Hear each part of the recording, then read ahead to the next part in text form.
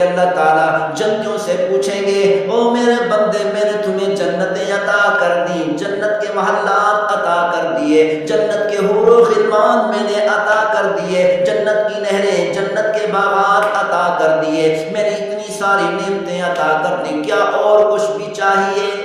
جنتی عرض کریں گے اے میرے پروردگار ہر نعمت تو نے عطا کر دی اور کون سی نعمت بچی ہے؟ اللہ تعالیٰ فرمائیں گے او میرے بندے میں نے دنیا کے اندر تم سے ایک بہت بڑی نعمت کا وعدہ کیا تھا، جو نعمت جنت الفردوس سے بھی بڑی نعمت ہے۔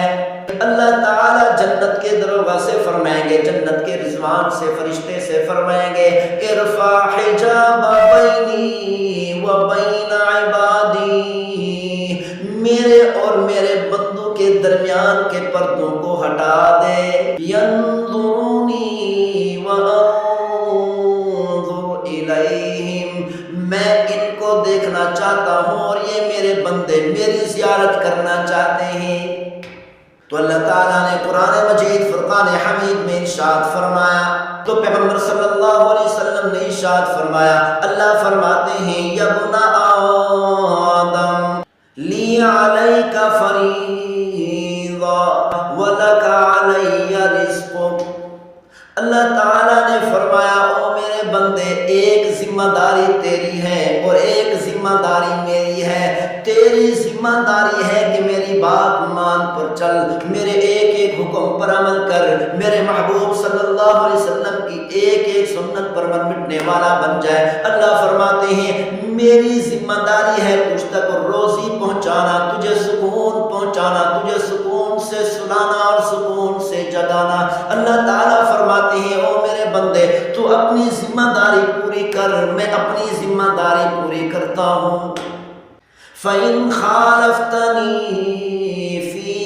فَرِيضَتِكَ، اللہ تعالیٰ فرماتے ہیں او میرے بندے اگر تو اپنے فریضہ میں اپنی ذمہ داری میں میری مخالفت کرے گا، لَمْ أُخَالِفْكَ فِي فَرِيضَتِي، اللہ تعالیٰ نے فرمایا میں اپنی ذمہ داری میں مخالفت نہیں کروں گا۔ تو اپنی ذمہ داری پوری نہیں کرے گا، نماز کا وقت ہوگا نماز پڑھنے نہیں جائے گا، اگر تو میری نافرمانی کرے گا، اگر تو بغاوت کا اعلان کر دے گا، میری ذات کا اعلان کر دے گا، اللہ تعالیٰ فرماتے ہیں میں پھر بھی تجھ تک روزی پہنچاتا رہوں گا۔ اسی لیے اللہ تعالیٰ نے فرمایا دنیا میں زندگی ایسے گزار جیسے تو ایک مسافر ہے، تو پھر دیکھنا قیامت والے دن کیسے میں تجھے انعامات عطا کرتا ہوں۔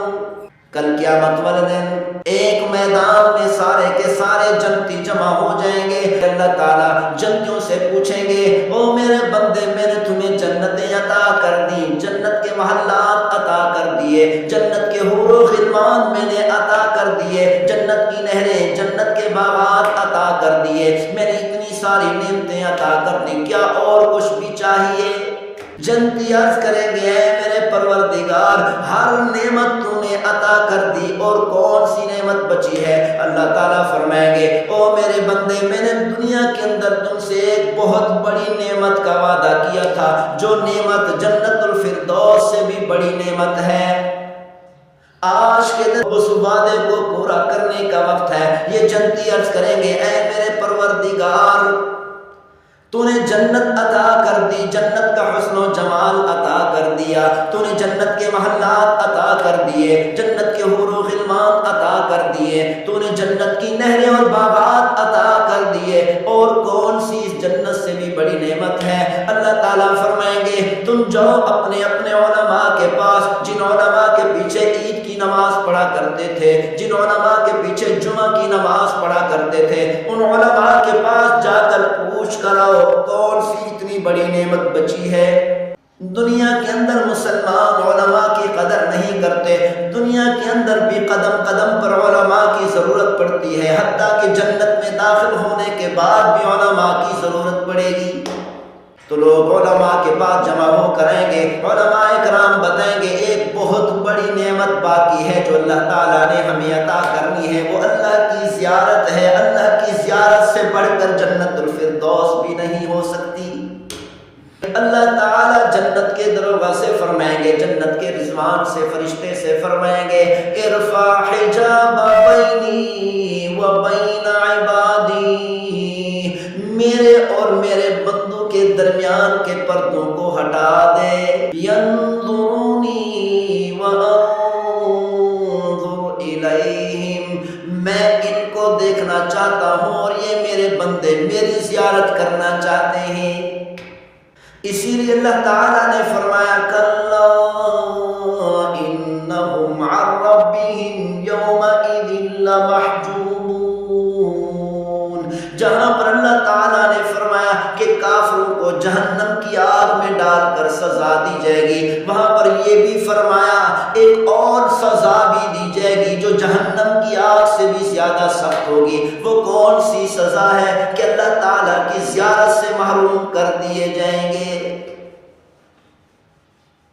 کہ اللہ تعالیٰ کی زیارت اتنی بڑی نعمت ہے کہ جنت الفردوس بھی اتنی بڑی نعمت کا مقابلہ نہیں کر سکتی۔ اسی لیے اللہ تعالیٰ کے دیدار سے، اللہ تعالیٰ کی زیارت سے کافروں کو روک دینا جہنم کی آگ سے بھی بڑی سزا ہے۔